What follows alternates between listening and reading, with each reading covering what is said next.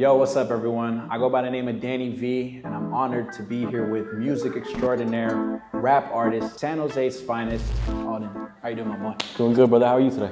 Good, man. So let's just get it started. Yes, sir. For people that don't know who ALDIN is, tell us a little bit about yourself. That's all I talk is fly Oh, shit. simple. Half Albanian, half Montenegrin, child of immigrants, Bay Area raised. Yeah. Music's ran in the family since I was a kid. My father was a folk musician. My brother was the first rapper I ever knew and ever heard. I didn't even know that. Yeah, first rapper I ever listened to. And then he was the one who put me on to the rest of it all. And I mean, from there, it's kind of history.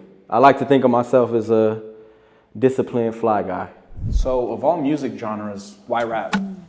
Respect some, love few, trust few. Rap music to me, well, first and foremost, to save my life, quite literally. Like depression was a battle that I was, and I feel like still today, you know what I mean? There's times where life is throwing punches at you and you got to roll with it. And rap helped me do that. Rap to me was a raw form of expression where everything that I felt inside that I couldn't get out, it allowed me to formulate what was in and bring it out to the public. You know what I mean? Get it off my chest, kind of remove that weight. So I would say that's why rap music spoke to me from a young age, and it kept me here. Wow. Yeah. That's beautiful. So tell me, where did the concept of Born Again come from, and what inspired the project? I go by the name of ALDIN. The concept of Born Again came from, I would say, a sum of the last 3 years of my life, shedding a whole lot of skin. You know what I mean? Getting rid of loved ones, whether they, passed on or are still here and just lost them in that figurative sense. Friends, relationships, going through a lot of ups and downs and turmoil and making my way out of it.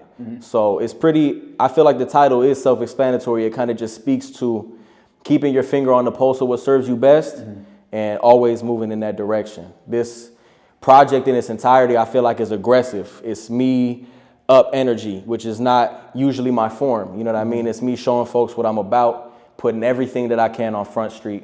And yeah. I'll say that's it. It's really interesting how you view things very poetically, and I really think that it reflects in, your music. And coming from someone who's already heard a couple of the pieces from the album, Yes, sir. Can't wait for everyone to hear it. I appreciate you, bro. I'm equally excited. So what would you say is your favorite song on the album? Still in the gym for 10 years, I've been drilling this pen. Favorite song on the album? I don't know if you've heard this one yet, but Still in the Gym. Still in the Gym, produced by Brevin. That record to me, I feel like captures the entirety of what the project means to me in one record. And the rest of it details it, but that song specifically, I feel it in my soul every time I listen to it. I'm already knowing it's gonna slap. Yes, sir. That Brevin. Yes, sir. Bap drums like warm hugs when I didn't feel loved. I felt the buzz. I just want to figure out how to say it, because the real tough part about the project was a few things. It was pulling from all the experiences that I had went through while they were still raw, while they were open wounds. Yeah. You know what I mean? And figuring out how to put them into the form of a record where it's still gonna slap, but I'm still getting across the message that I want to get across. And then it was really keeping it cohesive, because I rewrote verses 3, 4, 5, 6 times.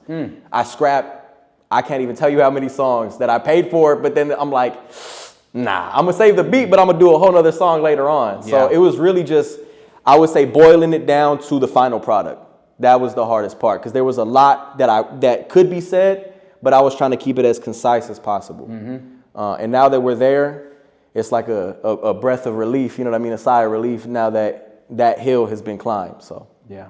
So from the few songs that I've listened to on the album, there's one that truly stuck out to me, and that was the Born Again intro. Let me pull up this line really quick that stuck out to me. You said, "A lot of people in my city give me shoulders with the ice." Yes, sir. Do you feel like there's tension in the San Jose music scene?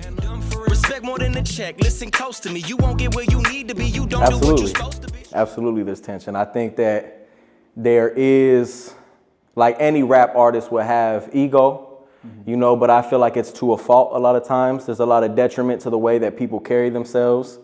And so I feel like over the years, when you are somebody who is successful in what you do or talented with what you do, you get a lot of eyes on you, and people will watch you and they'll pay attention, but it's not with good intentions.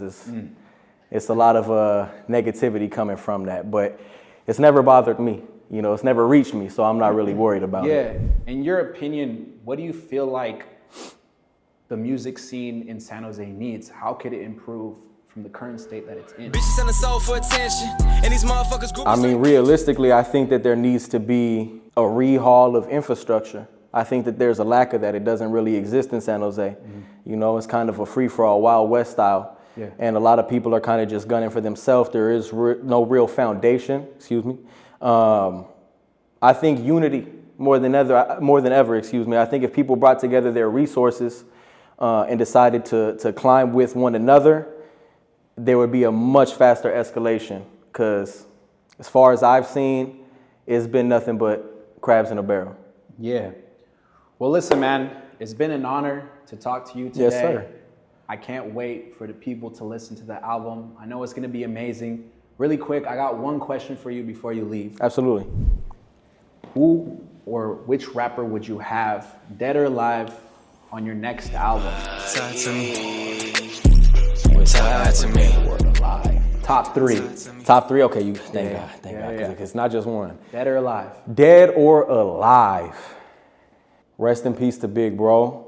Nipsey would absolutely, that's first and foremost. Yeah, I would go with that too. 1000%. Nipsey, different type of energy. 2 Chainz.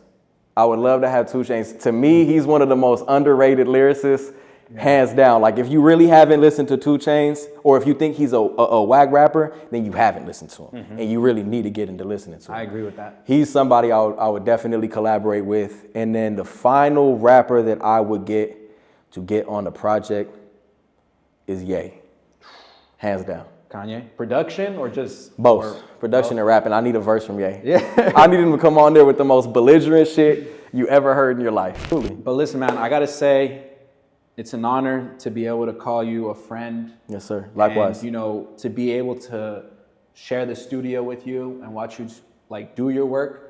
And it's dope to finally have you on board with the Underdogs. Yes, sir. Can't wait to see what you cook up with other people. What could people expect in, you know, the next few coming months after this project? They can expect a whole lot of content. There's going to be more music. There's going to be live pieces. There's going to be visuals.